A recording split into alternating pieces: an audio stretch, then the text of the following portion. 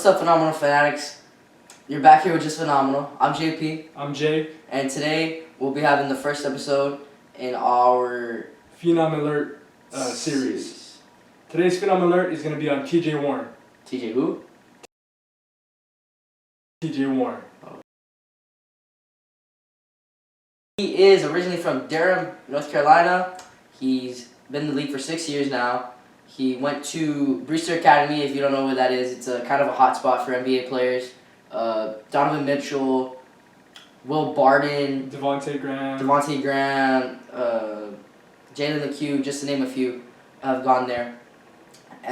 He graduated there in 2012. He was ranked in Max Preps, and he was a McDonald's All-American, the whole 9 yards. Went to NC State, wanted to stay home because he's originally from Durham. His first season was kind of like a come off the bench, learn the system type of thing. And his second season, he really kind of went off and scored about, I want to say about 24 points per game. Got ACC Player of the Year there, and then went to the draft. He was a 6th overall pick. He was 14th overall. 14th overall, my bad. 14th overall pick from by the Phoenix Suns. And the Phoenix Suns, he played there about 5 seasons. And then he was traded to Indiana Pacers this past offseason. So after the 2018-2019 season, he was traded basically just for cash. And it was a real shock because he was really coming into his own the last couple of seasons. He averaged, I think it was 18 and 19 in the past 2 seasons. So really and truly, like in terms of scoring at least, he was really beginning to take shape, take form in Phoenix. So it was kind of a shock when they traded him. So they traded him to the Pacers, basically just for cash. And with the Pacers, I mean, he's been playing well all season. Partly due to the fact that Victor Oladipo has been out, and when Victor Oladipo has been in the lineup, they've been slowly reintegrating him into the lineup. So Nate McMillan, which is the coach of Indiana, he's been asking TJ Warren to take a bigger role. He's been calling a lot more plays for him, so he can get more scoring. Because really and truly, that's what he does. That's what he does good. He's a natural scorer. He is. He's a natural scorer, and he's really trying. He's not trying, but he's really taken form. He's really taken off in the bubble. In the first 6 games, in the first 5 games, sorry, he's averaging 34.8 points a game. That's crazy. Well, the way I look at it is if, the depth in the bubble compared to the depth in the regular arena is 2 different things. So, like, if you're shooting from the 3-point line in a regular arena, it's going to feel like you're shooting way deeper than it would be if you're shooting, like, in a gym. As if, like, you're going to practice. You got a point there, but he's a shooter, too. So it's a little different when he's taking some shots. You're talking about threes. He's taking some threes, like, 4 or 5 feet behind 3-point. And because of the depth, I think he's getting the confidence more to do that. And from the wing, no doubt, he has had some really big games. He's had some really nice plays. We're actually going to drop you. We're going to insert a video right here. Is it playing? Right now. Right here. Guarded by Milton, has a mismatch as he goes inside, shoots it up, and good. And when you and I were listening to Coach McMillan, what he talked about is the Pacers have to be a scrappy team with a good pass. Oladipo. Oh, they got him in. Aaron Holiday, Sampson, Justin Holiday, Warren for 2 more. 26. Give you a good chance to get back in the game. And now Warren again at the free throw line. He's just playing against a guy that's pretty good. Now, oh, look at TJ. Knock it down. Shot clock down to 6. Finds Warren. Here's go. a long 3. Oh, It's yeah. in for 53. It makes them go. They're small, Chris, without having him on the floor. Sometimes he replaces Aaron Gordon. But how about if you see some issues with the picture, they are working on that. But again, down on the Disney campus, and another there, Gordon got to the front of the rim. Gogo Bataze is active today. He's been battling a knee issue, and 2 more. Augustine is back in at the point for the Magic. He catches now. Oh, great help. There you go. He had 3 steals the other day, and TJ Pest defensively. And will push the ball relentlessly on every possession. Continuation for TJ. Crack, but can't finish it. Anthony Davis better get used to it. Every post-up, I think, in the playoffs. Great block out by Miles Turner. Davis goes down defensively. Warren, the push shot is good. A stop and a rebound. Very important here. Warren peeks at the clock. Warren lets it fly. Yes! TJ Warren! All right, so we're back. First couple things we've kind of seen in those highlights. There's a lot more, but those are the main ones we've seen. First thing I've seen off the bat is he's a natural scorer. Oh man, he gets buckets. I mean, you saw in those clips there, every which way that he could, he was scoring. Whether it be scrappy or straight on skill, he knows how to score the ball. He wants to score the ball. And he's a smart scorer too. Cause you notice whenever he sees mismatches. There's a clip there. He's posting up Shake Milton. He sees the mismatch between who's guarding him and himself. I mean, he's a 6'8" small forward. Shake Milton is a 6'5" point guard, and there's like a 15, 20 pound difference in weight there too. So he just posts him up and hits that fade. And spin fade jumper, yeah. I mean, for me, being a point guard, you do a lot of screen work and off-screen type of things. And coming off the screen, he's amazing. I think he's not good initiating the contact to get into the screen, but he knows how to get off the screen to get open. And that's the main thing. Really and truly, where he excels most is coming right off the screen. Yeah. So, especially if you see him on the dribble, he's either going to pull up or he's going to drive real quick. I mean, he's not really looking to pass. Mm-hmm. He's not really looking to pass because he's a natural scorer. Yeah. That's what he does.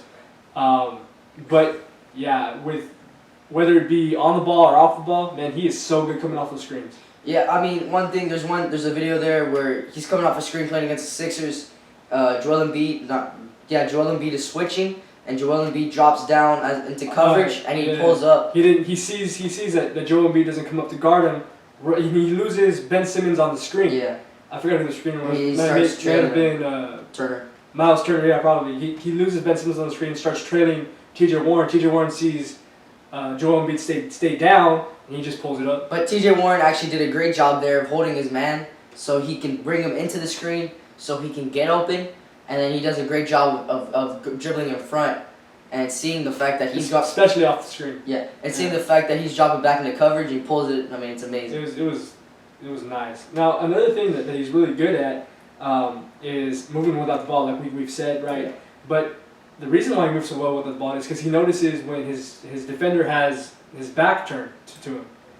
He has some great cuts. I think one thing that I've seen or that I've noticed is that he loves to move out the ball a lot. He's like a Steph Curry. He's always moving. That's why he's scoring a lot on the ball and off the ball. Because once he gets the ball, the defender's tired because the dude's running around the whole court. But in the famous words of John Lucas, the ball finds energy. And that's why the ball's finding his hands and he's scoring the ball. He's constantly moving without the ball. Constantly moving. It's just great. It's great basketball. Another thing I'd say is he makes very, very tough contested shots. I mean, I'm talking against the Lakers, two big dudes on him. In crunch time. Just says, man, forget about that, man. When the lights are the brightest, that's when I'm at my peak, and boom, hits 3. You're talking about the play with the screen again on LeBron. LeBron loses his man on the screen. Anthony Davis comes up and contests him. It was a nice closeout too. No. His was a good closeout, but the other thing was LeBron's on the side closing out, so he's got two hands. LeBron's on his hip. Yeah. So you're basically getting double teamed. Yeah. It's crazy, and he still hits the shot with time winding down, hitting the dagger in there. Now he also did the same thing against the Sixers. Yeah. It wasn't. I don't think it was off the screen, but Ben Simmons was coming up to close out. Same thing. Crunch time winding down. I think there's maybe 20 seconds left, but there's only 5 seconds on the shot clock. Man, a deep 3 A deep three, he just drains it right in Ben Simmons' face. It's just awesome. But going along with that, I think he's also very good at seeing when his defender is kind of backing off, and he knows when to pull up. Exactly, like we've talked about that with Joe Embiid, and there's also in one of the clips there, it's against Orlando, and it's the same thing again. He's coming off the screen. Aaron Gordon loses T.J. Warren off the screen. Birch switches onto him, but he stays down. Hands down, man down. Exactly. T.J. Warren just gets into a shot and drains it. Yeah, man. That's great. A lot of the finishes that he does and I've seen is he knows how to protect the ball and keep the ball away from the defender when finishing. So by that I mean there's a couple that I've seen where the dude's coming in, it's kind of a one-on-one situation in transition, and the dude swipes low, and instead of maybe going over, maybe losing the ball or keeping the ball low, he brings the ball to his hip and hits a veer finish. And that's there's also, I don't know if it was no, it's another clip. It wasn't a veer finish, but against the Lakers, I want to say it was in transition, or it was an ISO situation where he does a euro into a floater, but on the euro he cradles the ball so well, just to protect it against, it was over Quinn Cook, so he cradles the ball so well on the euro, and then he gets into his floater, a nice floater. Yeah, man, that's another thing. He's got a tough floater. He's really tough. Floater. I brought up that situation.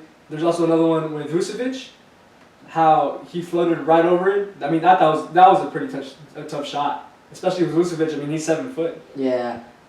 Another thing I'd say with T.J. Warren is his just never, not a care in the world if he misses the ball. It's kind of crazy. He's got a scoring mentality. Yeah. Like a scorer's mentality. He's gonna take a shot. And misses it, gets back on defense, and makes it. Exactly. Makes it. Now, he's also really good at using a jab step. A jab step. We saw he used a jab step to create space. It was against the Magic. At the top of the key, I don't know if it was Aaron Gordon or who was guarding him, but at the top of the key, jab step, create space, and then he pulls it and he drains it. I like how sometimes he'll jab step, and they kind of bite at it. By bite, I mean they're gonna jab at him back. And when he sees that, he goes straight over. And he catches the defender off guard, and he ends up, I think it was a pull-up maybe. It was a jab step. I think it was a jab step, one dribble pull-up. Yeah, and he looked tough. I mean, it's just... And then he's also using, you also in some of those clips, or at least in one of them, he uses a shot fake. It was against Al Horford. Yeah. He comes off the screen again. Al Horford switches onto him. Actually, Al Horford does a good job of going up, coming up to guard him. He picks up his dribble, and I didn't think he was expecting Al Horford to be as close to him as he was. So he takes a shot fake. Al Horford bites on it, goes flying, and he pulls up. Yeah, that's a tough shot. Though. That is against Al Horford, who's I think he's like 6'10" or 6'11". 6'10", 6'11". That's really tough. I'd probably say he's one of the better scorers in the league today. Right now, as of right now. Definitely, probably one of the better scorers in the bubble, at least. Yeah. At least in the bubble. I think once Victor Oladipo gets him back in the swing of things, I think it's kind of going to calm down, and he's going to go back to being a role player. I think it'll calm down to a sense, but he's still going to have that experience and that knowledge. Like, he had never gone off for 53. I mean, he went off for 53 against the 76ers. He had never gone off 53 before. I don't think he's ever gotten off for 40. Yeah, his career high was like 38, I think. I don't remember. It was somewhere in the 30s, maybe. I think it was mid to high 30s. But now in the back of his head, he's always going to be like, man, I got that in me. I got a 50-piece in me. It's true, man. I mean, it comes with confidence. I think at a certain point, confidence is what really is going to carry him. Especially for a scorer. For a scorer and for a shooter, confidence is, I believe, is probably one of the most important things. But looking at his stats, I mean, the last 2 years, his three-point percentage has really gone up from his first 4 years. That's crazy too, because from his first 4 years in the league, I mean, his his 3-point percentage is not well at all, right? It's terrible. Here I'm looking at right here. His first year, 24%. Second year, 40%. Third year, 26%, and fourth year, 22%. But if you look at his college percentage, he shot 52% from three his freshman year, and then it went down to 27% his sophomore year. So I mean, he's just pretty much been inconsistent. It's nice to see him be a little more consistent these past couple of years, and especially within the bubble. I think he's shooting like 60% from three in the bubble, something like that. Yeah. I think that's great. I think something that's always been what I like is that what's been rising and what's been helping his shot is his free throw numbers are continuously getting better. Yeah. Except for maybe his fourth year, he didn't play too. He didn't have a good free throw percentage that year, and his field goal percentage this year has gone up drastically. It's at 53%. I would love to see his free throw percentage go up to 90, maybe get in that 50, 40, 90 club in the next couple of years. Well, I mean that's gonna come. I'm sure that's gonna come. He's constantly getting better with his shooting, whether it be his 3-point percentage, his field goal percentage, or his free throw percentage. And I think that's really going to come with the more experience he gets in the NBA. And I think this bubble, this run that he's been on in the bubble is really going to help him. I mean, and then they're gonna make the playoffs too. They'll make the playoffs. Will they do damage? Will they do damage? Well, That's yet to be seen. we don't know yet. I think they're the 4 spot right now. So and Miami's the 5 spot. So they would play Miami, Which is tough. especially with you have Jimmy Butler. Jimmy Butler. If you guys remember, Jimmy Butler and T.J. Warren kind of have beef. They do. So, and there's a game Monday. There's a game Monday at 7. This is Miami and Indiana. I guess you could say That's gonna be nice to see. I guess you could say with that little scuffle they had last year, you kind of took it personal. Kind of took it personal, right? Yeah, kind of call him Michael Jordan. Maybe he's gonna drop a 60 piece. No, on Miami. I don't think so either. I don't think he'll drop more than 40. I think that's gonna be Jimmy Butler's game. I think Jimmy Butler's gonna be like, calm down. I'll sit again." Jimmy Butler's tough. He's just a great defender. But T.J. Warren is a great scorer. I mean, like we've seen the past 5 games, he's led Indiana to a 4-1 start in the bubble. So. I mean, he's still not as good as Devin Booker though. Well, I mean, he was on the Suns, so. That's true. You understand what I'm saying? Yeah. So he kind of learned from Devin Booker, the way Devin Booker plays, and maybe that's helped him. Maybe that's helped him see how well Devin Booker's played. But that's all we have for this episode.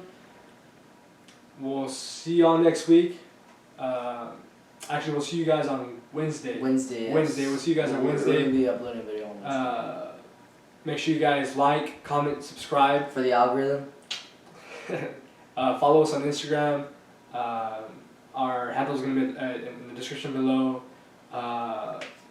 Also, like, comment on this video. Do we want to hear what you guys think about T.J. Warren and about our content? If there's anything you guys want to see us do differently, or anything you guys want to see us talk about, go ahead and let us know, and we'll do our best to accommodate to those recommendations. Accommodate is the word, I guess. Yeah. But I think this is fun. So please help us out. We'd love your support, and please keep supporting us. Be phenomenal or be forgotten. We'll see y'all next week. Oh, Wednesday. Wednesday. Yeah. Later, guys. Later. Be phenomenal or be forgotten. 1, 2, 3.